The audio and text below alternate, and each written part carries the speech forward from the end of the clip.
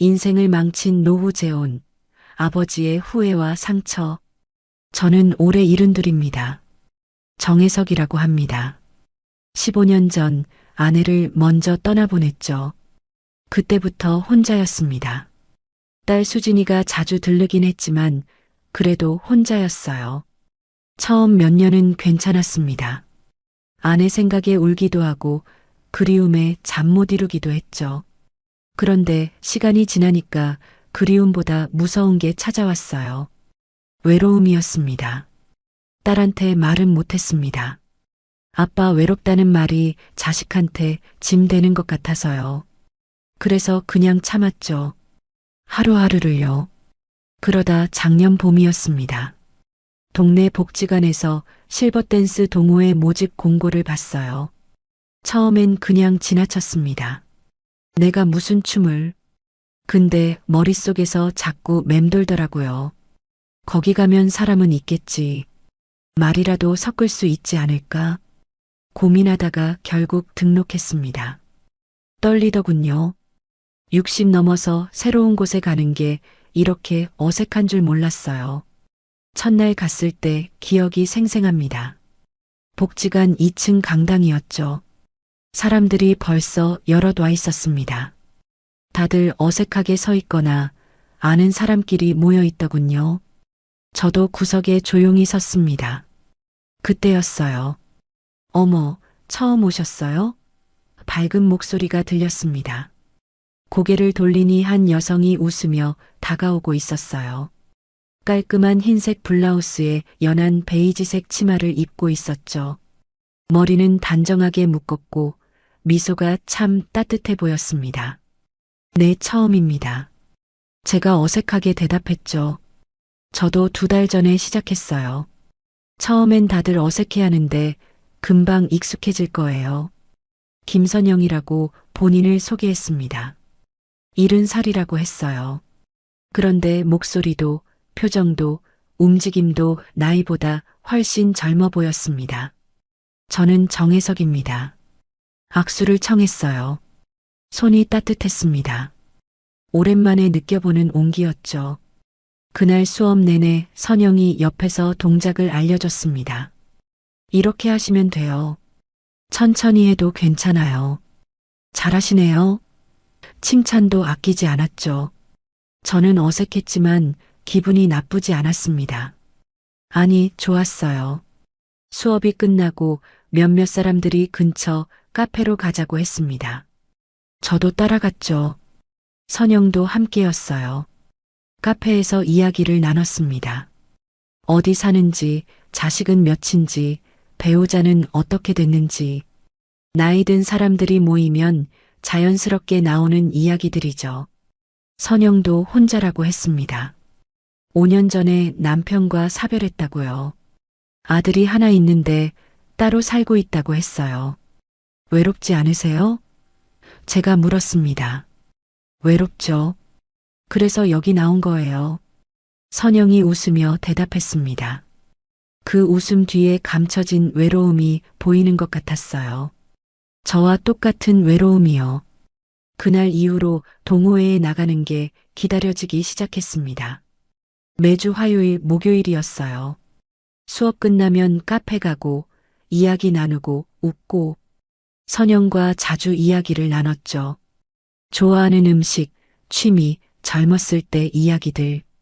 대화가 편했습니다. 말을 하면 들어주고 제 이야기에 공감해주고. 혜석 씨는 참 다정하세요. 어느 날 선영이 말했어요. 그런가요? 제가 어색하게 웃었습니다. 네. 이야기 들어주는 것도 그렇고 배려도 많이 하시고요. 칭찬이 쑥스러웠지만 기분은 좋았습니다. 오랜만에 누군가에게 인정받는 느낌이었어요. 한 달쯤 지났을까요? 선영이 먼저 제안했습니다. 우리 주말에 한번 등산 갈래요? 동호회 사람들 몇 명이서요. 좋죠. 그렇게 등산도 함께 가고 영화도 보고 식사도 했습니다. 자연스럽게 가까워졌죠. 어느 날 저녁 식사를 마치고 집 앞까지 함께 걸었습니다. 가로등 불빛 아래서 선영이 말했어요. 혜석 씨, 저도 혼자 사는 게 참 힘들어요. 저도 그렇습니다. 이렇게 누군가랑 이야기하고 함께 시간 보내니까 좋아요. 선영 목소리가 조금 떨렸습니다. 저도 떨렸어요. 저도 좋습니다. 그날 밤 집에 돌아와서도 잠이 안 왔습니다. 가슴이 두근거렸어요. 이 나이에 이런 감정을 느낄 줄 몰랐죠. 설렘이었습니다. 15년 만에 느껴보는 설렘이었어요. 그 후로 자주 만났습니다. 동호회 없는 날에도 만났어요. 공원 산책하고 미술관 가고 그냥 카페에서 시간 보내고 어느 날 선영이 물었습니다. 혜석 씨, 우리 이렇게 계속 만나도 될까요? 왜 안 되겠습니까? 주변에서 뭐라 하지 않을까요? 나이 들어서도 사랑하면 안 되나요? 제가 용기 내서 말했습니다. 사랑이란 단어를 입 밖으로 꺼낸 게 얼마만인지 모르겠더군요. 선영이 눈을 반짝이며 웃었습니다. 맞아요. 우리도 사랑할 자격 있죠. 그렇게 우리는 연인이 됐습니다. 일은 넘어서 다시 찾은 사랑이었어요. 딸 수진이한테 말했을 때 걱정스러운 표정을 지었습니다. 아빠, 너무 급하게 결정하는 거 아니에요? 급한 게 아니라 이제라도 행복하고 싶은 거다. 그래도 좀 더 알아보시고 수진아, 아빠 나이가 몇인데 더 기다리면 언제 행복해지겠니? 딸은 더 이상 말하지 않았습니다. 걱정스러운 눈빛은 여전했지만요. 선영과 결혼을 결심했습니다. 빠른 결정이었죠. 하지만 외로움 속에서 찾은 빛이었습니다. 남은 인생, 이제라도 사랑해보고 싶었다. 그게 제 진심이었습니다. 그때는요. 결혼식은 소박하게 치렀습니다. 가족들과 가까운 지인 몇 명만 모였죠. 선영과 함께 새로운 집을 구했어요. 작은 아파트였지만 둘이 살기엔 충분했습니다. 짐을 풀면서 생각했죠. 이제 정말 새로운 시작이구나. 가슴이 설렜습니다. 15년 만에 다시 누군가와 함께 살게 된다는 게 믿기지 않았어요. 첫날 밤이었습니다. 저는 평소처럼 11시쯤 잠자리에 들려고 했어요. 일을 닫고 나오니까 선영이 거실에서 TV를 보고 있었습니다. 먼저 들어가 있을게요. 제가 말했죠. 선영이 고개를 돌리며 말했습니다. 벌써요? 아직 11시밖에 안 됐는데. 저는 보통 이 시간에 자거든요. 그래요? 저는 보통 1시쯤 자는데. 약간 어색한 침묵이 흘렀어요. 그럼 먼저 들어가 계세요. 저는 좀 더 볼게요. 선영이 다시 TV로 시선을 돌렸습니다. 방에 누웠지만 잠이 오지 않았어요. 거실에서 TV 소리가 들렸습니다. 문을 닫아도 소리가 새어 들어왔죠. 생각했습니다. 첫날이니까 그럴 수 있지. 조금 있으면 끄겠지. 하지만 시간이 지나도 소리는 계속됐어요. 12시, 1시. 결국 잠이 들지 못하고 뒤척이다가 새벽 2시쯤 돼서야 잠들었습니다. 선영이 방에 들어온 소리를 희미하게 들었던 것 같아요. 다음 날 아침이었습니다. 눈을 뜨니 7시였어요. 몸이 무거웠죠.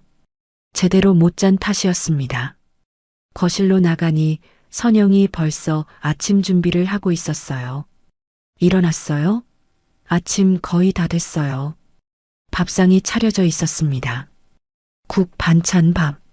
정갈했어요. 이렇게 일찍 일어나서 준비했어요? 저는 원래 6시에 일어나요. 아침은 꼭 먹어야 건강하니까. 고마웠습니다.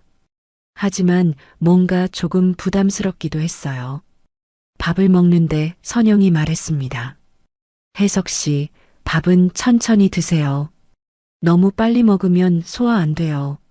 저는 원래 빨리 먹는 편이었어요. 평생을 그렇게 살았죠. 아, 네. 알겠습니다. 의식적으로 천천히 먹으려고 했어요. 하지만 습관이란 게 쉽게 안 바뀌더군요. 또 빨리 드시네요. 건강 생각해서라도 천천히 드세요. 선영이 다시 말했습니다. 저는 더 천천히 먹으려고 했어요. 밥 한 숟가락을 입에 넣고 오래 씹었습니다. 뭔가 이상한 기분이었어요. 제 집에서 밥 먹는데 편하지가 않았습니다. 며칠이 지났습니다. 저는 아침에 커피를 마시는 게 습관이었어요. 인스턴트 커피였죠. 간단하게 물만 부으면 되니까요. 그런데 어느 날 선영이 말했습니다. 인스턴트 커피는 몸에 안 좋아요. 제가 원두커피 내려드릴게요. 아니에요. 이게 편해서요. 건강 생각하면 원두가 낫죠. 제가 해드릴게요. 그날부터 선영이 아침마다 원두커피를 내려줬습니다. 맛은 좋았어요. 하지만 뭔가 제 선택이 아니라는 느낌이 들었죠. TV 채널도 문제였습니다. 저는 저녁마다 뉴스를 봤어요. 평생을 그렇게 살았습니다. 그런데 선영은 드라마를 좋아했어요. 오늘 드라마 봐도 돼요? 어제 못 봐서요. 네, 그러세요. 처음엔 괜찮았습니다. 하루 이틀은 양보할 수 있었죠. 그런데 매일 계속됐어요. 제가 뉴스를 보려고 하면 선영이 말했습니다. 오늘도 드라마 있는데 뉴스는 나중에 다시 보기로 보면 안 돼요? 아, 네. 그러죠. 결국 뉴스는 못 봤습니다. 다시 보기로 본다는 건 결국 안 본다는 뜻이었으니까요. 음악도 그랬습니다. 저는 트로트를 좋아했어요. 청소할 때, 요리할 때, 그냥 집에 있을 때 틀어놓곤 했죠. 기분이 좋아졌습니다. 그런데 선영이 말했어요. 트로트는 너무 시끄러워요. 클래식 들어요. 집안 분위기도 좋아지고. 저는 트로트가 좋은데요. 나이 들수록 차분한 게 좋아요. 클래식이 훨씬 품이 있죠. 결국 집에서 트로트는 사라졌습니다. 대신 클래식이 흘러나왔어요. 물론 나쁘지 않았습니다. 하지만 제가 원한 건 아니었죠. 냉장고 정리도 문제였습니다. 저는 물건을 대충 넣어두는 편이었어요. 편한 대로요. 그런데 선영은 모든 게 제자리에 있어야 한다고 했습니다. 반찬은 이쪽, 음료는 저쪽, 과일은 맨 아래. 처음엔 따라했어요.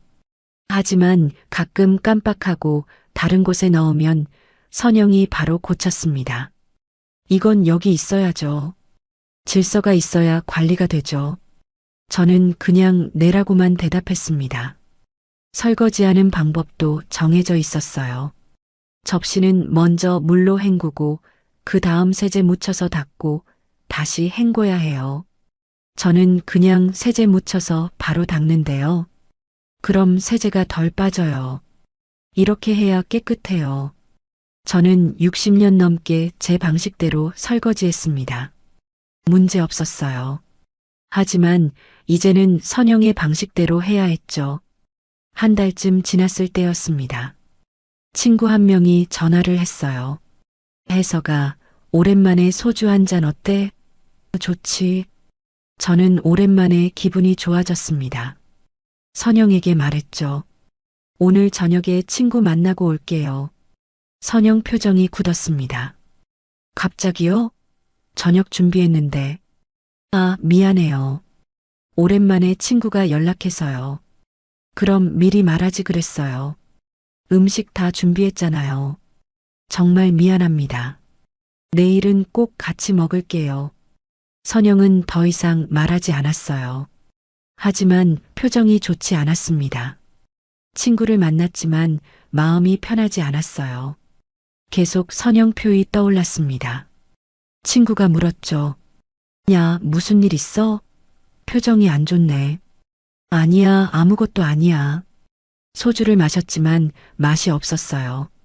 일찍 자리를 파하고 집에 돌아왔습니다.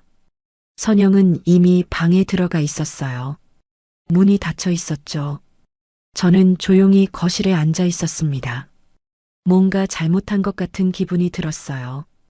다음 날 아침 선영은 평소처럼 밥을 차려줬습니다. 하지만 말이 없었어요. 어제는 미안했어요. 제가 먼저 사과했습니다. 괜찮아요. 앞으로 미리 말만 해요. 네, 그럴게요. 하지만 분위기는 여전히 어색했습니다. 그날 이후로 친구들 만나는 게 조심스러워졌어요. 어느 날 저녁이었습니다. 저는 거실 소파에 앉아서 쉬고 있었어요. 그냥 아무 생각 없이 멍하니 앉아 있었죠. 선영이 부엌에서 나오더니 말했습니다. 그렇게 가만히 있으면 뭐해요? 산책이라도 하러 나가요. 피곤해서 좀 쉬려고요. 집에만 있으면 늙어요. 움직여야죠. 조금 있다가 나갈게요. 지금 나가요. 해지기 전에. 결국 저는 일어났습니다. 쉬고 싶었지만 선영의 말을 거절하기가 어려웠어요. 밤에 잠자리에 누워서 생각했습니다. 내가 뭔가 잘못하고 있는 건가? 선영 말이 다 맞는 건가? 혼란스러웠어요. 선영이 하는 말들이 틀린 건 아니었습니다. 건강을 위해, 질서를 위해, 더 나은 생활을 위해 다 맞는 말이었죠. 하지만 뭔가 숨이 막혔습니다. 제 방식대로 할 수 있는 게 하나도 없었어요. 아침엔 원두커피를 마셔야 하고, 밥은 천천히 먹어야 하고, TV는 드라마를 봐야 하고, 음악은 클래식을 들어야 하고, 냉장고는 정해진 대로 정리해야 하고, 친구 만나려면 미리 허락받아야 하고, 하나하나는 작은 일이었습니다. 하지만 쌓이고 쌓이니까 무거워졌어요. 제가 사라지는 느낌이었습니다. 거울을 봤습니다. 거기 비친 제 얼굴이 낯설었어요. 저 사람이 나인가? 예전에 저는 어디로 간 걸까요? 웃음이 줄어들었습니다. 말도 줄어들었어요. 선영 눈치를 보는 제 모습이 보였습니다. 이게 제가 원했던 삶인가? 사랑하는 사람과 함께하는 게 이렇게 힘든 건가? 답을 찾을 수 없었습니다. 그저 하루하루 선영이 원하는 대로 살아갈 뿐이었죠. 제 취향은, 제 습관은, 제 자유는 조금씩 사라지고 있었습니다. 그리고 저는 그걸 막을 수 없었어요. 결혼한 지 2달쯤 지났을 때였습니다. 딸 수진이가 전화를 했어요. 아빠, 이번 주말에 준호 데리고 갈게요. 아빠 얼굴 보고 싶대요. 손자 준호 이야기에 가슴이 뛰었습니다. 그래, 와라. 할아버지가 맛있는 거 사줄게. 전화를 끊고 선영에게 말했죠.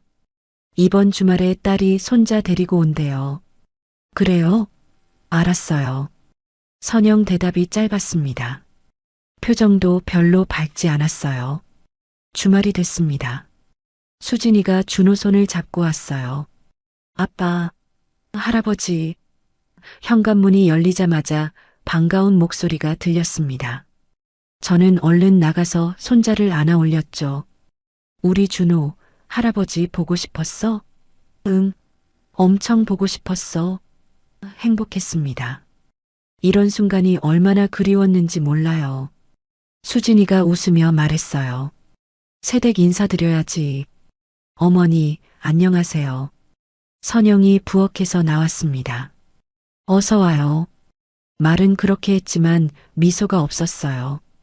억지로 인사하는 느낌이었습니다. 앉아요. 차라도 드릴까요? 선영이 물었습니다. 아, 괜찮아요. 편하게 계세요.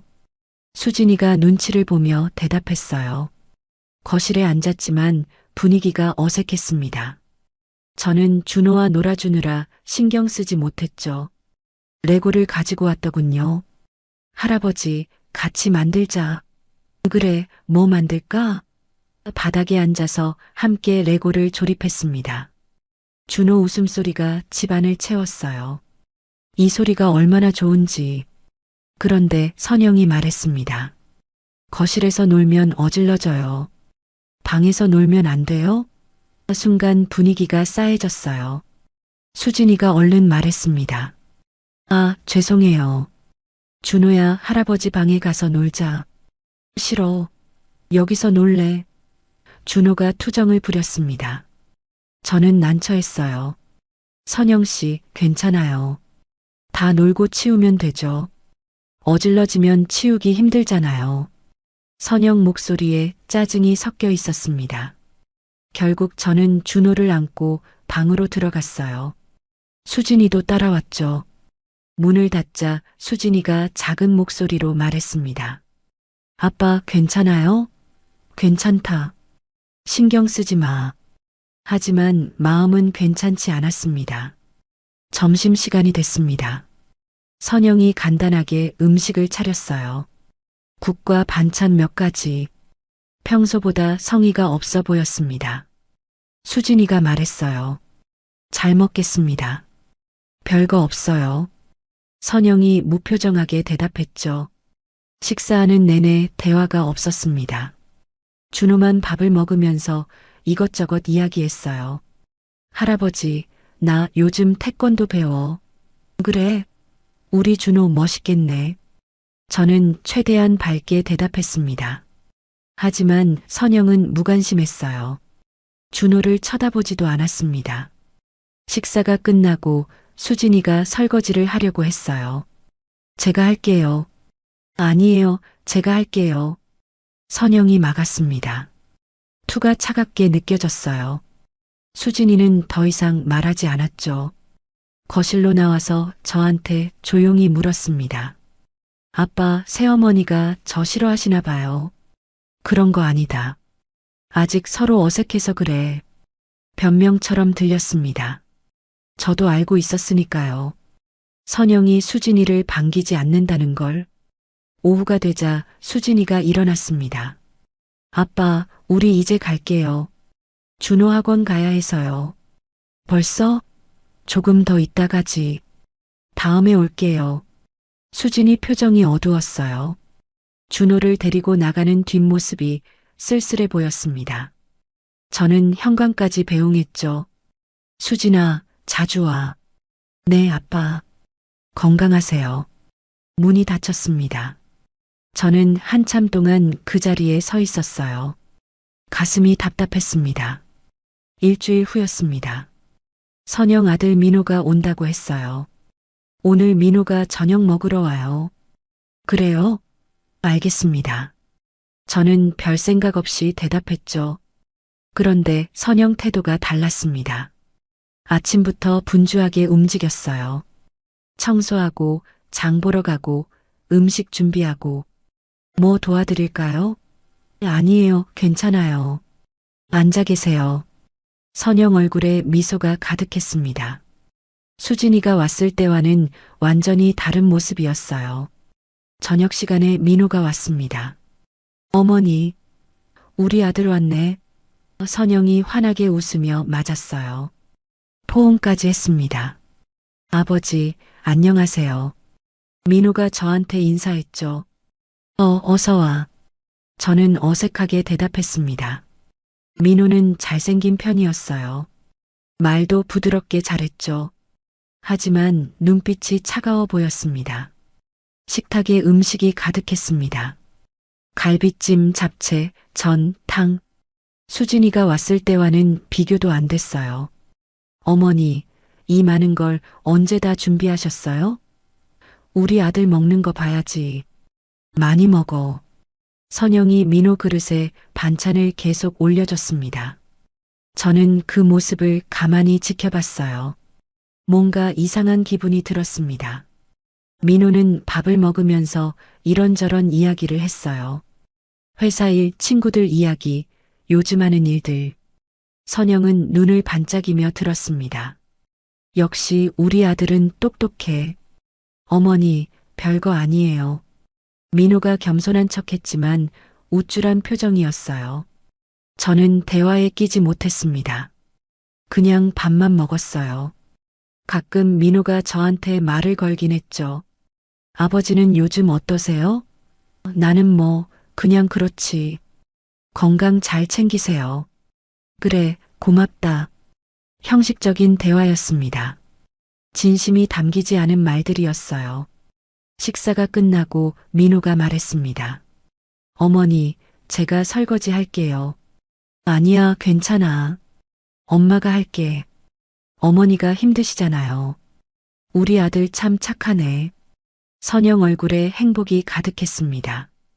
저는 거실로 나왔어요. 더 이상 그 모습을 보고 싶지 않았습니다. 민호가 간 후 선영이 말했습니다.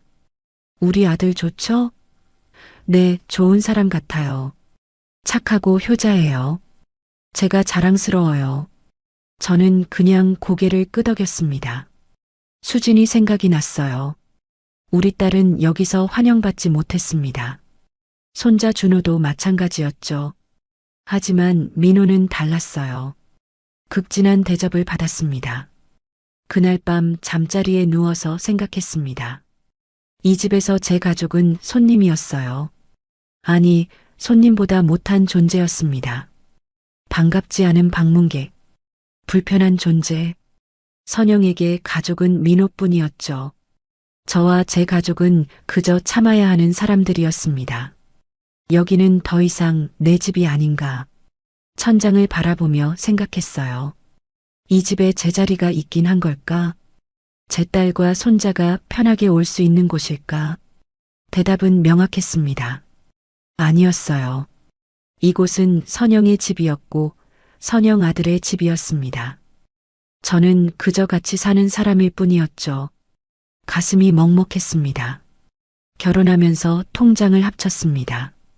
선영이 제안했어요. 우리 이제 가족인데 통장 하나로 쓰는 게 편하지 않을까요? 그게 좋겠네요. 저는 별 생각 없이 동의했죠. 제 연금이 들어오는 통장을 공동 명의로 바꿨습니다. 선영도 본인 통장을 보태줬어요.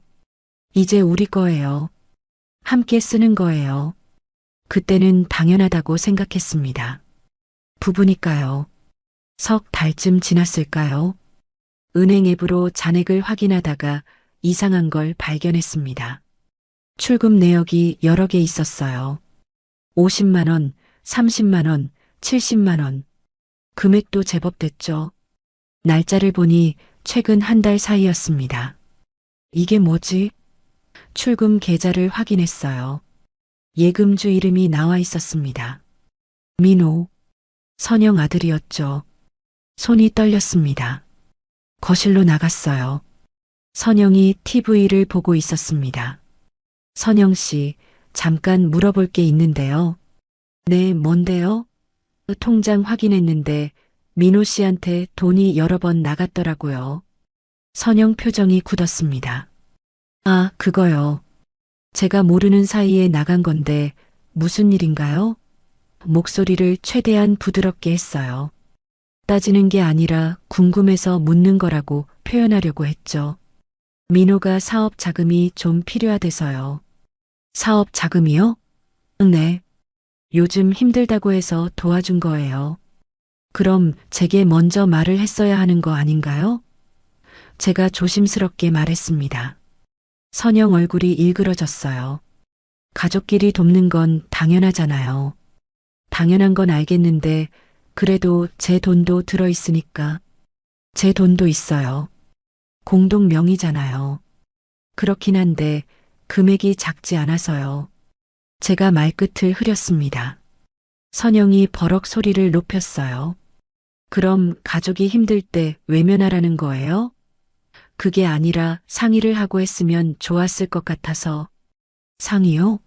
그럼 혜석 씨는 동의 안 했을 거잖아요. 아니, 그게 결국 안 도와주겠다는 거잖아요. 선영 목소리가 날카로워졌습니다. 저는 할 말을 잃었어요. 뭐라고 해야 할지 몰랐습니다. 우리 민호가 얼마나 힘들게 사는데 어머니로서 당연히 도와줘야죠. 알겠습니다. 다음부턴 미리 말해주세요. 결국 제가 물러섰습니다. 더 이상 말하면 싸움만 커질 것 같았어요. 선영은 방으로 들어가 버렸죠. 저는 거실에 혼자 남았습니다. 답답했어요. 제 연금인데 제가 모르는 사이에 쓰이고 있었습니다. 그것도 선영 아들한테요. 며칠 후였습니다. 수진이한테 전화가 왔어요. 아빠, 요즘 어때요? 응, 잘 지내지. 준호가 미술학원 다니고 싶대요. 근데 비용이 좀 돼서요. 수진이 목소리가 조심스러웠습니다. 그래, 얼마나 드는데? 한 달에 20만 원이요. 제가 감당할 수 있는데 그래도 아빠한테 말씀드리는 게 맞을 것 같아서요. 저는 가슴이 뭉클했어요. 딸이 이렇게 조심스럽게 말하다니. 알았다. 아빠가 보내줄게. 괜찮아요, 아빠. 제가 할게요. 손자 학원비쯤이야. 걱정 마. 전화를 끊고 통장을 확인했습니다. 20만 원을 보내려고 했죠. 그런데 주저됐어요. 선영이 알면 뭐라고 할까? 민호한테는 수백만 원을 보내면서 제 손자한테는 20만 원도 눈치 봐야 하나? 화가 났습니다. 하지만 어쩔 수 없었어요. 선영이 외출한 틈에 조용히 송금했습니다. 마치 나쁜 짓이라도 하는 것처럼요. 제 돈을 제 딸한테 보내는 게 왜 이렇게 조심스러워야 하는지 한심했습니다. 저 자신이요. 일주일 후 선영이 물었어요. 20만 원 어디 쓰셨어요? 통장을 확인했나 봅니다. 수진이한테 보냈어요. 준호 학원비요. 선영 표정이 차갑게 변했습니다. 왜 제게 말도 안 하고요? 말하면 안 된다고 하실 것 같아서요. 솔직하게 대답했죠. 당연히 안 되죠. 민호 도와줄 돈도 모자란데. 민호 씨는 이미 많이 드렸잖아요. 많이요? 그것도 모자라요. 사업이 힘들다니까요. 그럼 제 손자는 어떻게 하라고요? 제 목소리가 커졌습니다. 그건 수진이가 알아서 할 일이죠. 엄마잖아요. 저도 할아버지예요. 자꾸 따지면 못 살아요. 우리 이혼할래요? 선영이 폭탄 발언을 했습니다. 저는 입을 다물었어요. 이혼. 그 말이 두려웠습니다. 또 혼자가 되는 게 무서웠어요. 알겠습니다. 앞으론 말씀드릴게요. 고개를 숙였습니다. 선영은 더 이상 말하지 않고 방으로 들어갔어요. 그날 밤 수진이한테 전화가 왔습니다. 아빠, 돈 보내주셔서 감사해요. 근데 괜찮으세요? 응, 괜찮다. 아빠 목소리가 이상해요. 무슨 일 있어요? 아무것도 아니다. 걱정 마. 아빠, 새어머니랑 사이가 안 좋으세요? 딸은 눈치가 빨랐습니다. 그런 거 아니다. 아빠, 솔직히 말해주세요. 제가 걱정돼요. 저는 한숨을 쉬었어요. 수진아, 아빠는 괜찮다. 아빠, 아빠답지 않아요. 수진이 목소리가 떨렸습니다. 뭐가? 예전 아빠는 당당했어요. 근데 지금은 눈치 보고 힘없어 보이고 그게 아빠 같지 않아요. 가슴이 찔렸습니다. 딸 말이 맞았으니까요. 미안하다. 왜 사과해요? 아빠 잘못이 아닌데. 아빠가 약해서 그래. 아빠 행복하세요? 그 결혼 생활이? 수진이가 울먹이며 물었습니다. 대답할 수가 없었어요. 행복하냐고요? 아니었습니다. 전혀요. 수진아, 걱정하지 마. 아빠가 알아서 할게. 아빠 힘들면 언제든 말해요. 제가 데리러 갈게요. 고맙다. 우리 딸. 전화를 끊었습니다. 눈물이 났어요. 딸이 저를 걱정하고 있었습니다. 제가 딸을 지켜줘야 하는데 딸이 저를 걱정하고 있었어요. 아버지로서 자격이 있나 싶었습니다. 통장을 다시 확인했어요. 민호 이름이 계속 보였습니다. 제 연금은 민호한테 흘러갔죠. 정작 제 딸과 손자한테는 20만 원도 눈치 봐야 했습니다. 이게 맞나? 이게 가족인가? 공동 명의가 뭐가 좋다고. 결국 선영 마음대로 쓰는 통장이었어요. 제 의견은 없었습니다. 제 가족은 더더욱 없었죠. 거울을 봤습니다. 초라한 노인이 보였어요. 당당했던 아버지는 어디 갔을까요? 눈치 보는 남편만 남았습니다. 제 돈도 제 마음대로 못 쓰는 사람이요. 한심했습니다. 이 모든 게요. 설날이 다가왔습니다. 선영이 말했어요. 설날에는 온 가족이 모여야죠. 민호도 오고 혜석 씨 딸도 오라고 하세요. 그럴까요? 저는 조심스러웠습니다. 지난번 일들이 있었으니까요. 명절인데 당연하죠. 다 같이 모여야 해요. 선영은 단호했어요. 저는 수진이한테 연락했습니다. 설날에 올 수 있겠니? 아빠 괜찮을까요?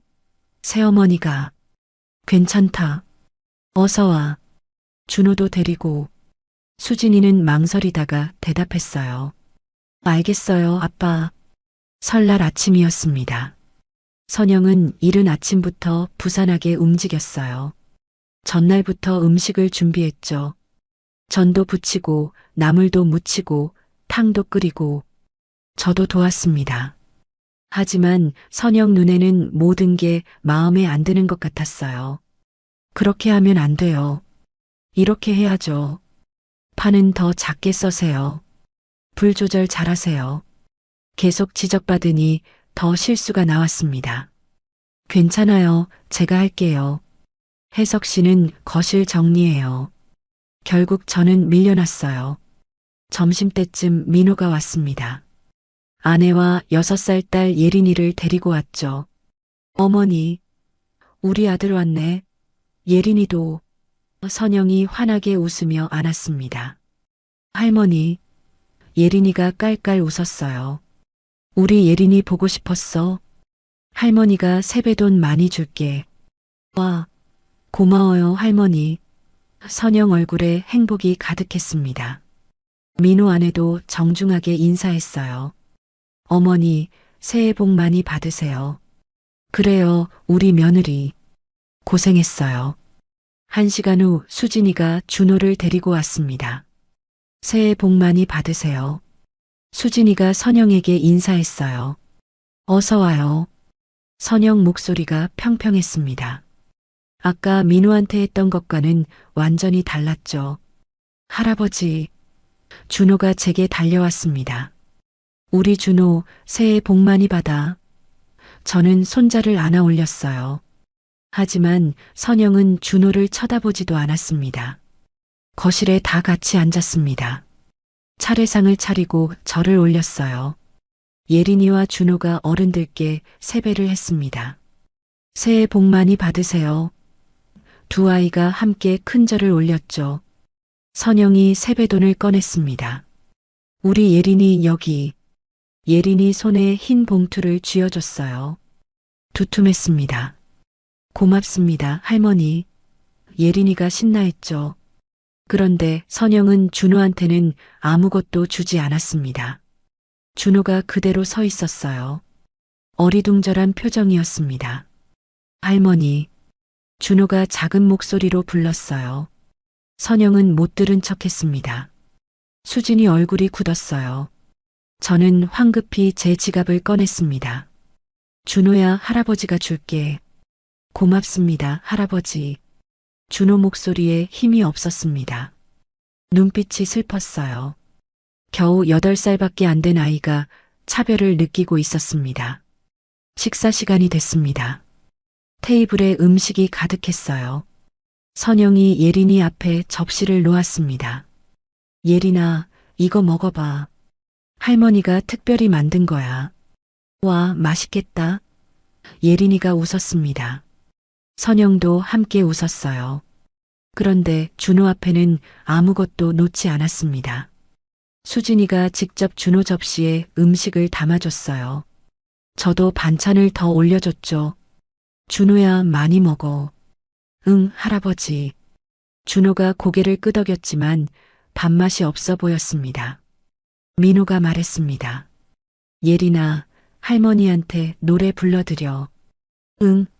예린이가 자리에서 일어나 노래를 불렀어요. 선영은 손뼉을 치며 좋아했습니다. 우리 예린이 진짜 잘한다. 할머니, 또 불러줄까요? 그럼 한 번 더. 모두가 예린이를 바라봤습니다. 준호는 구석에 조용히 앉아 있었어요. 아무도 신경 쓰지 않았습니다. 선영은 물론이고 민호 부부도 마찬가지였죠. 식사가 끝나고 아이들이 놀았습니다. 예린이가 가져온 장난감이 있었어요. 인형과 블록이었죠. 예린아, 같이 놀자. 준호가 다가갔습니다. 싫어. 내 거야. 예린이가 인형을 끌어안았어요. 조금만 같이 놀자. 안 돼. 예린이가 소리쳤습니다. 선영이 나섰어요. 준호야, 예린이 장난감이니까 조용히 있어. 할머니, 저도 같이 놀고 싶어요. 예린이가 싫다잖아. 알아듣지 못하니? 선영 목소리가 차갑게 식었습니다. 준호 눈에 눈물이 맺혔어요. 할머니, 전 아파요? 조그만 목소리였습니다. 하지만 거실에 있는 모두에게 들렸죠. 정적이 흘렀습니다. 아무도 대답하지 못했어요. 민호는 고개를 돌렸고 민호 안에는 예린이만 챙겼습니다. 선영은 모른 척했어요. 수진이 눈에서 눈물이 흘렀습니다. 준호야, 아니야. 엄마랑 집에 가자. 엄마. 준호가 울먹였어요. 제 가슴이 무너졌습니다. 손자가 상처받고 있었어요. 제가 사랑하는 손자가 이 집에서 차별받고 있었습니다. 나쁜 아이 취급을 받고 있었죠. 8살밖에 안 된 아이가 왜 이런 걸 겪어야 하나요? 준호야, 할아버지가 있잖아. 제가 준호를 안았습니다. 준호가 제 품에서 울었어요. 할아버지, 나 잘못한 거 있어? 아니다. 우리 준호 잘못한 거 하나도 없어. 그럼 왜 할머니는 나한테만 그래? 대답할 수 없었습니다. 할 말이 없었어요. 수진이가 일어났습니다. 아빠, 우리 갈게요. 수진아, 더는 못 있겠어요. 준호한테 상처만 주는 곳에. 수진이 목소리가 떨렸어요. 미안하다. 아빠가 왜 사과해요? 잘못한 건 아빠가 아닌데. 수진이가 준호 손을 잡고 일어났습니다. 새해 복 많이 받으세요. 선영에게 마지막 인사를 하고 나갔어요. 저는 현관까지 배웅했습니다. 수진아, 아빠가 정말 미안하다. 아빠, 제발 행복하세요. 이러지 말고. 수진이가 울면서 말했습니다. 문이 닫혔어요. 거실로 돌아왔습니다. 민호 가족은 여전히 웃고 떠들고 있었어요. 선영도 함께 웃고 있었죠. 마치 아무 일도 없었던 것처럼요. 저는 그 모습을 보며 깨달았습니다. 이 집에서 제 가족은 없는 존재였어요. 손자가 울어도 딸이 상처받아도 아무도 신경 쓰지 않았습니다. 오직 민호와 예린이만이 가족이었죠. 방으로 들어가 문을 닫았습니다. 창밖을 바라봤어요. 눈물이 났습니다. 내 손주가 상처받는 순간 나도 부서졌다.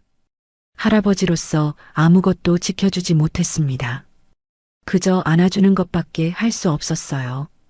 이게 맞나? 이게 가족인가? 제 선택이 손자에게까지 상처를 주고 있었습니다. 용서받을 수 없을 것 같았어요. 설날이 지나고 일주일 후였습니다. 오랜 친구 2명이 연락을 했어요. 혜서가, 우리 오랜만에 밥 먹자. 그래, 좋지. 저는 반가웠습니다. 친구들 얼굴이 보고 싶었어요. 선영에게 말했죠. 오늘 친구들이랑 저녁 먹고 올게요. 또요? 지난번에도 나갔잖아요. 한 달 전 일인데요. 자꾸 밖에서만 놀면 어떡해요. 집에 있어요. 가끔은 친구들도 만나야죠. 제가 조심스럽게 말했습니다. 선영이 인상을 찌푸렸어요. 그럼 마음대로 하세요. 퉁명스럽게 말하고 방으로 들어갔습니다. 저녁 6시에 식당에서 만났어요. 친구 성만이와 용철이었습니다. 오랜 친구들이었죠. 야, 혜서가. 오랜만이다. 그러게. 잘 지냈어? 그럼 너는? 나도 뭐 그럭저럭. 앉아서 소주를 시켰습니다. 삼겹살도 주문했고요. 오랜만에 편한 자리였어요. 이야기꽃이 피었습니다. 재혼 생활은 어때?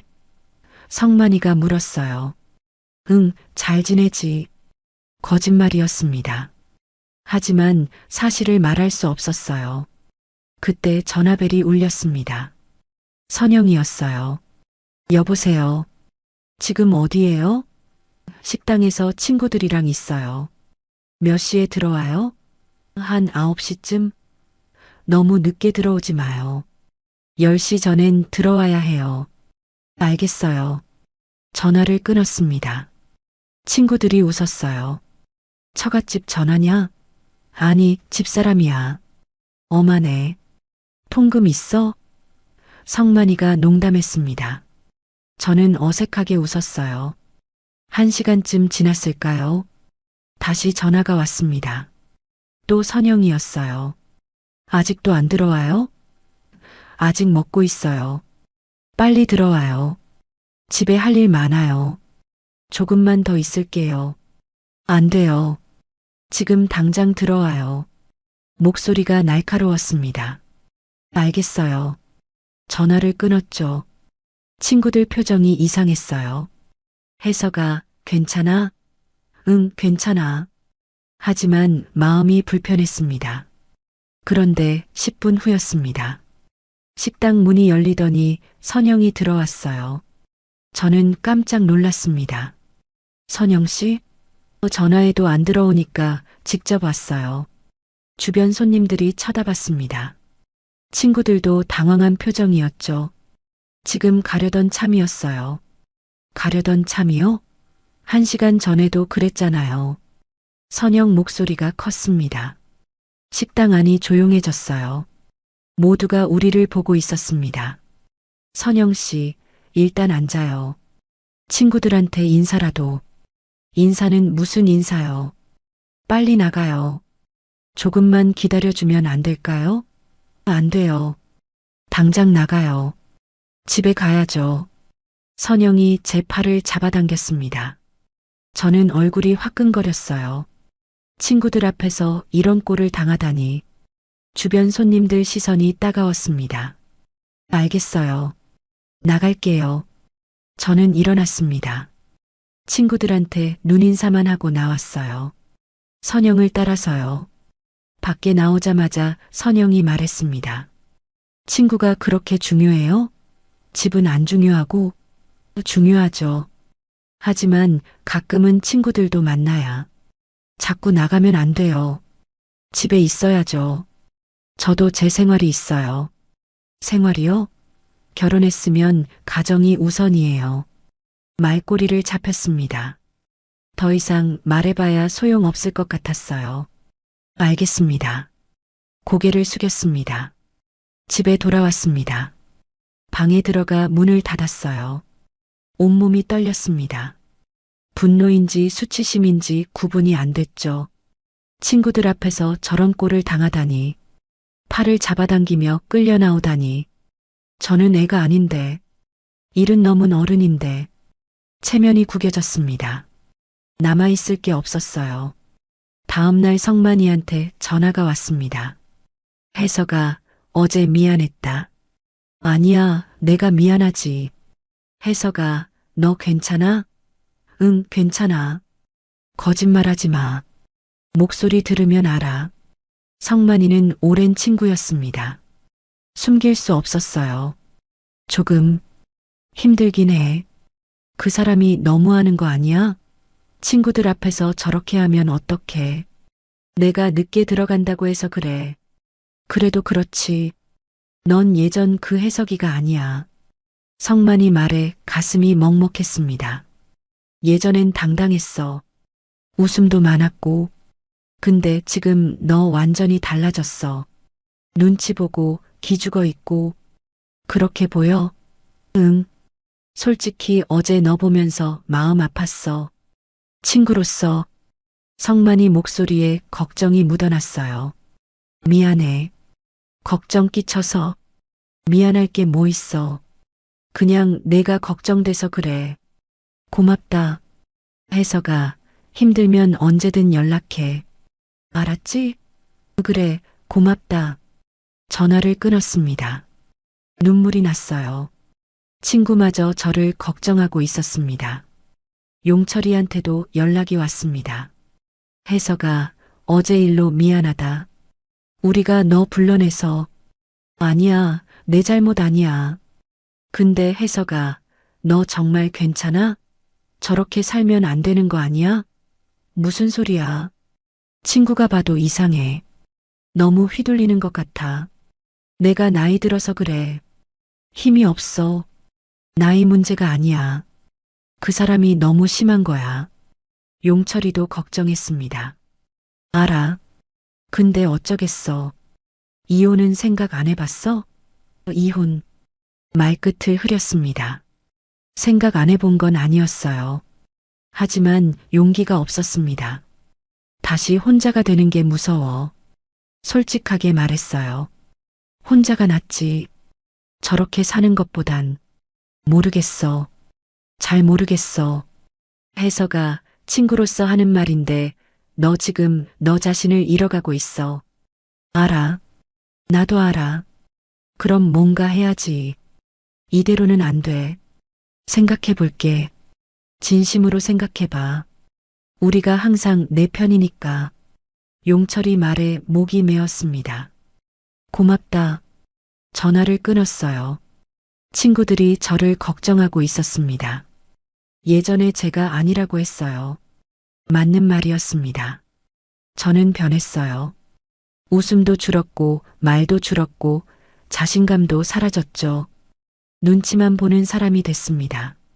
친구들 만나는 것조차 눈치 보고 밥 먹는 것도 눈치 보고 집에서 쉬는 것도 눈치 봤어요. 제 집에서요. 며칠 후 성만이가 다시 연락했습니다. 혜서가 다음 주에 또 만나자. 미안해. 당분간은 힘들 것 같아. 왜? 또 뭐래? 아니, 그냥 조금 쉬고 싶어서. 거짓말이었습니다. 선영이 뭐라고 할까봐 두려웠어요. 그래, 알았어. 연락 기다릴게. 응, 미안해. 전화를 끊었습니다. 친구들과도 멀어지고 있었어요. 제가 스스로 거리를 두고 있었습니다. 용철이도 연락이 뜸해졌습니다. 제가 자꾸 거절하니까 더 이상 연락하지 않더군요. 이해했습니다. 만날 때마다 불편한 상황만 만들었으니까요. 식당에서 끌려나가는 모습을 보여줬으니까요. 친구들도 저를 어떻게 대해야 할지 모를 거예요. 점점 혼자가 됐습니다. 딸과는 어색해졌고, 손자는 상처받았고, 친구들과는 멀어졌어요. 선영과 민호만 남았습니다. 아니, 그들조차 제 편은 아니었죠. 저는 그저 이 집에 사는 사람일 뿐이었습니다. 외로움을 피하려고 결혼했는데 더 깊은 외로움에 빠졌어요. 사람들 속에서 느끼는 외로움이 혼자 있을 때보다 더 깊었습니다. 아무도 제 편이 없었어요. 저조차도요. 한 달쯤 지났을까요? 성만이한테 전화가 왔습니다. 혜서가 너한테 할 말이 있어. 만나자. 무슨 일인데? 전화로는 곤란해. 꼭 만나야 해. 목소리가 심각했어요. 알았어. 어디서 볼까? 우리 집 근처 공원으로 와. 오늘 오후에. 그래, 갈게. 불안한 마음으로 집을 나섰습니다. 선영에게는 산책 간다고 했어요. 공원에서 성만이를 만났습니다. 혜서가 왔어. 무슨 일인데 이렇게 심각해? 성만이가 주변을 둘러보더니 벤치에 앉자고 했어요. 사실은 말이야, 내 마누라 과거를 좀 알아봤어. 뭐? 미안해. 내가 걱정돼서 알아본 거야. 성만이 표정이 무거웠습니다. 무슨 소리야? 그 사람 말이야, 이전에도 재혼한 적 있대. 그건 나도 알아. 남편 사별했다고 했잖아. 그게 아니라 사별 후에 다른 사람이랑 재혼했었대. 저는 깜짝 놀랐습니다. 그런 말은 한 번도 안 했는데 숨긴 거지. 그것뿐이 아니야. 성만이가 한숨을 쉬었어요. 그 재혼도 오래 못 갔대. 2년 만에 파탄 났어. 왜? 그 남자 딸이랑 재산 문제로 싸웠대. 심하게. 가슴이 철렁했습니다. 재산 문제? 응. 그 남자 돈을 자기 아들한테 계속 보냈대. 딸은 화가 났고 결국 소송까지 갔어. 소송? 유산 문제로. 그 남자가 죽기 전에 재산을 다 정리해버렸대. 딸한테 거의 안 남기고. 머리가 복잡했습니다. 그게 확실한 거야? 내가 직접 확인했어. 그 동네 사람한테 들었어. 다들 알고 있는 일이래. 그럼 지금 나한테도 그럴 가능성이 크지. 패턴이 똑같잖아. 성만이가 제 어깨를 잡았습니다. 혜서가 조심해야 해. 내 재산도 확인해봐. 이미 통장은 합쳤어. 뭐, 벌써? 결혼하자마자 합쳤지. 혜서가 큰일이야. 빨리 확인해봐. 집으로 돌아오는 길이 무거웠습니다. 성만이 말이 머릿속을 맴돌았어요. 이전 재혼, 재산 문제, 소송, 민호한테 보낸 돈들이 떠올랐습니다. 제 딸에게는 20만 원도 눈치 봐야 했던 일들이요. 모든 게 계획된 것일까요? 처음부터요. 집에 도착했습니다. 선영이 거실에 있었어요. 다녀왔어요? 네. 저는 방으로 들어가 통장을 다시 확인했습니다. 최근 석 달 동안의 내역이었어요. 민호한테 나간 돈이 총 500만 원이 넘었습니다. 제 연금 대부분이었죠. 손이 떨렸습니다. 거실로 나갔어요. 선영 씨, 물어볼 게 있어요. 뭔데요? 이전에 재혼하신 적 있으세요? 선영 얼굴이 굳었습니다. 누가 그런 소리를 했어요? 사실이에요? 그게 뭐가 중요해요? 중요하죠. 왜 말씀 안 하셨어요? 말할 필요 없었으니까요. 선영이 퉁명스럽게 대답했습니다. 그 재혼도 재산 문제로 파탄 났다던데요. 누가 그래요? 누가 그런 헛소리를 했어요? 선영이 목소리를 높였어요. 헛소리가 아니라면요? 혜석 씨, 지금 저를 의심하는 거예요? 의심이 아니라 확인하는 거예요. 우리 통장에서 민호 씨한테 계속 돈이 나가잖아요. 그게 뭐가 어때서요? 가족 돕는 거잖아요. 제 가족은 안 되고 선영 씨 가족만 되나요? 선영이 비웃었습니다. 혜석 씨 가족이요? 그 딸이요? 왜요? 제 딸이 뭐가 문제예요? 문제 많죠. 맨날 돈만 달라고 하잖아요. 20만 원이었어요. 학원비였고요. 20만 원이든 200만 원이든 자꾸 손 벌리는 건 똑같아요. 화가 치밀어 올랐습니다. 민호 씨는 500만 원 넘게 받았어요. 그건 괜찮고요. 우리 민호는 사업하잖아요. 투자가 필요해요. 투자요? 언제 돌려받을 건데요? 그게 중요해요?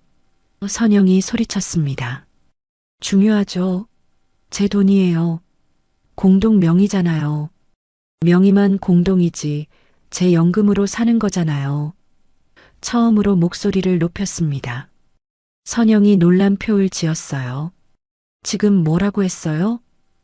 제가 번 돈으로 민호 씨 뒷바라지 하는 거 아니냐고요. 뒷바라지요? 지금 우리 아들을 뭐로 보는 거예요? 사실대로 말하는 거예요. 일도 제대로 안 하고 어머니 돈만 축내잖아요. 입 조심하세요. 우리 아들이 얼마나 힘들게 사는데 힘들면 본인이 해결해야죠. 왜 제 돈으로요? 당신 돈? 결혼하면 다 우리 돈 아니에요? 그럼 왜 제 딸한테는 한 푼도 안 주려고 해요? 그건 선영이 말을 잃었습니다. 내가 당신 가문의 지갑이었나요? 제가 똑바로 쳐다보며 물었습니다. 뭐라고요? 처음부터 제 돈이 목적이었던 거 아니에요? 혜석 씨, 지금 정신 나간 소리 하는 거예요?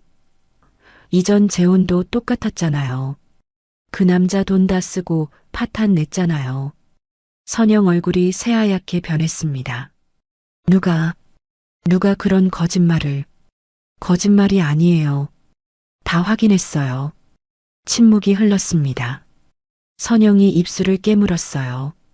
그래요. 이전에 재혼했어요. 그리고 실패했어요. 그게 뭐 어때서요? 재산 문제로 싸웠잖아요. 그건 그 집 딸이 이상한 거였어요. 자기 아버지 돈도 아까워하고. 당연하죠. 본인 아버지 재산인데. 혜석 씨도 그렇게 생각하는 거예요? 당연합니다. 선영이 웃었습니다. 차가운 웃음이었어요. 그럼 저랑 다를 게 없네요. 혜석 씨도 자기 돈 아까운 거잖아요. 아까운 게 아니라 공평해야 한다는 거예요. 민호 씨만 챙기지 말고 제 가족도 생각해 달라는 거예요. 그건 안 돼요. 왜요? 우리 민호가 우선이에요. 당연하잖아요. 선영이 단호하게 말했습니다. 그럼 저는요? 제 가족은요? 혜석 씨는 저랑 결혼했잖아요. 이제 우리 가족이에요. 그럼 제 딸과 손자는요? 그건 별개죠. 별개가 아니에요. 다 가족이에요. 혜석 씨 생각이 그래요. 전 아니에요. 더 이상 말이 안 통했습니다. 선영과 저는 완전히 다른 생각을 하고 있었어요. 이제 알겠네요. 제가 말했습니다. 뭐요? 처음부터 전 이용당한 거였네요. 연금 통장이 필요했던 거죠. 마음대로 생각하세요. 선영이 방으로 들어가 버렸습니다. 저는 거실에 주저앉았어요. 온몸에 힘이 빠졌습니다. 모든 게 계획된 거였을까요? 선영의 따뜻함도, 미소도, 다정함도 다 연기였을까요? 제 연금을 노린 거였을까요? 배신감이 밀려왔습니다. 사랑이라고 믿었던 게 거짓이었다는 생각에 가슴이 무너졌어요. 외로움을 이용당했습니다. 제 약함을 이용당했어요. 바보 같았습니다. 이른이 넘어서도 이렇게 당하다니. 눈물이 났습니다. 그날 밤 잠을 이룰 수 없었습니다. 천장만 바라봤어요. 선영은 방문을 잠그고 들어가 버렸죠. 저는 거실 소파에 누웠습니다. 어둠 속에서 혼자였어요. 다시 혼자가 됐습니다. 생각이 꼬리를 물고 이어졌습니다. 15년 전 아내가 떠난 날이 떠올랐어요. 장례식장에서 혼자 앉아있던 그날. 이제 어떻게 살지? 그때도 같은 질문을 했었죠. 그리고 15년을 혼자 버텼습니다. 힘들었지만 견뎠어요. 딸이 있었고 손자가 있었으니까요. 그런데 외로움이 찾아왔습니다. 조용한 집, 말걸 사람 없는 아침, 혼자 먹는 저녁. 견딜 수 없었어요.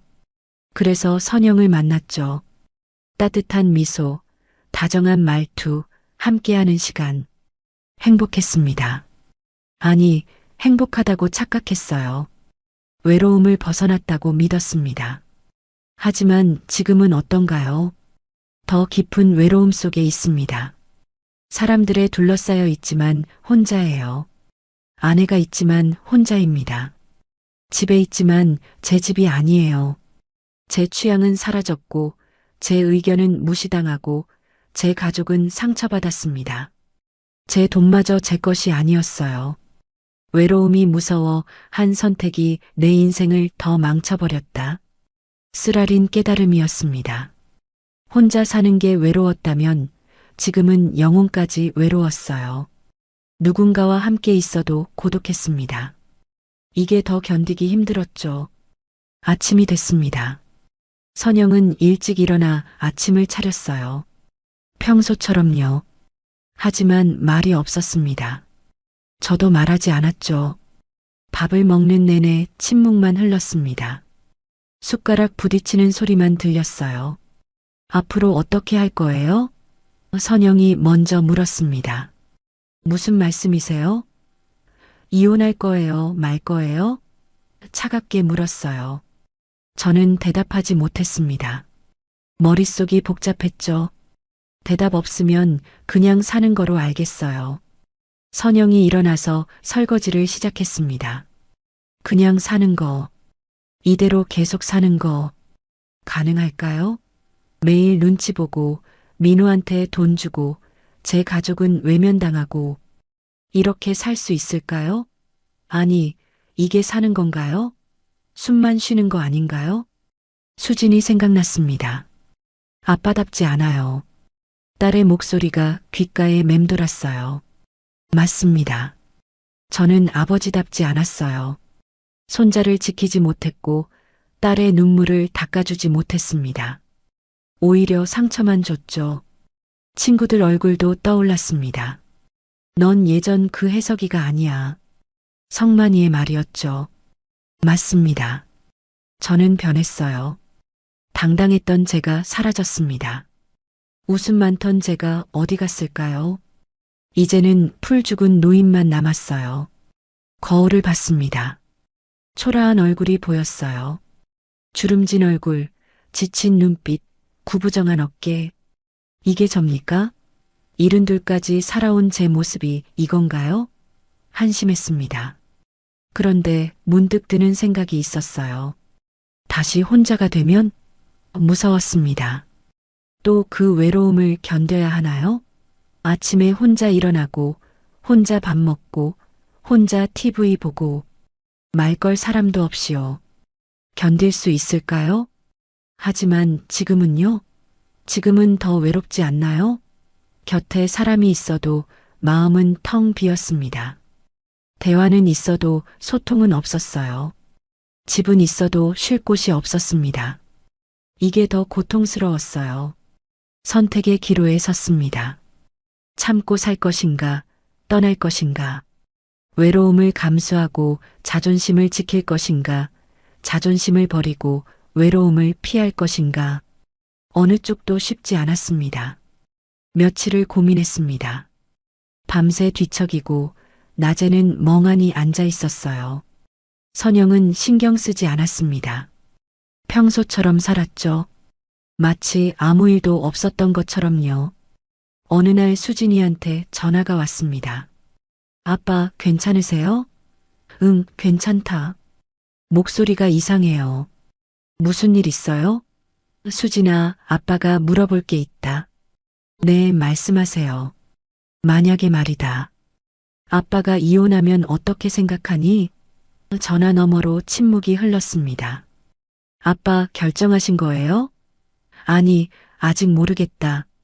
그래서 내 생각을 듣고 싶어서. 아빠, 전 아빠가 행복하길 바래요. 그게 전부예요. 혼자 사는 게 외롭지 않을까? 아빠, 지금도 외로우시잖아요. 딸 말이 가슴을 찔렀습니다. 그래, 외롭구나. 전 아빠 편이에요. 어떤 선택을 하시든요. 수진이 목소리에 눈물이 섞여 있었어요. 전화를 끊고 한참을 앉아 있었습니다. 딸 말이 맞았어요. 지금도 외롭습니다. 아니, 지금이 더 외로웠어요. 그럼 뭐가 두려운 걸까요? 혼자가 되는 게 아니라 실패를 인정하는 게 두려운 건 아닐까요? 72에 다시 시작한 사랑이 실패로 끝난다는 게, 주변 사람들에게 역시 안 됐구나라는 말을 듣는 게, 그게 부끄러운 거 아닐까요? 하지만 이대로 사는 게 더 부끄럽지 않나요? 창밖을 봤습니다. 봄이 오고 있었어요. 나무에 새싹이 돋고 꽃이 피기 시작했습니다. 계절은 변하고 있었죠. 저도 변해야 하지 않을까요? 손자 준호 얼굴이 떠올랐습니다. 할아버지, 나 잘못한 거 있어?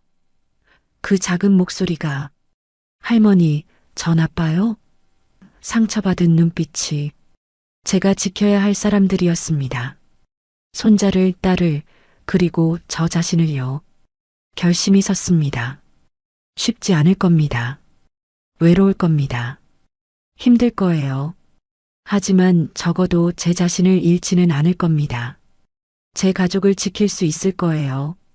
제 자존심을 지킬 수 있습니다. 거실에 혼자 앉아 있습니다. 결정을 내렸지만 아직 말하지 못했어요. 용기가 필요합니다. 72의 나이에 다시 혼자가 될 용기가요. 여러분이라면 어떤 선택을 하시겠습니까? 외로워도 자유로운 삶을 택할 건가요? 아니면 불행해도 함께하는 삶을 택할 건가요? 저는 선택했습니다. 제 답을요. 이제 여러분 차례입니다. 차례입니다. 차례입니다. 차례입니다.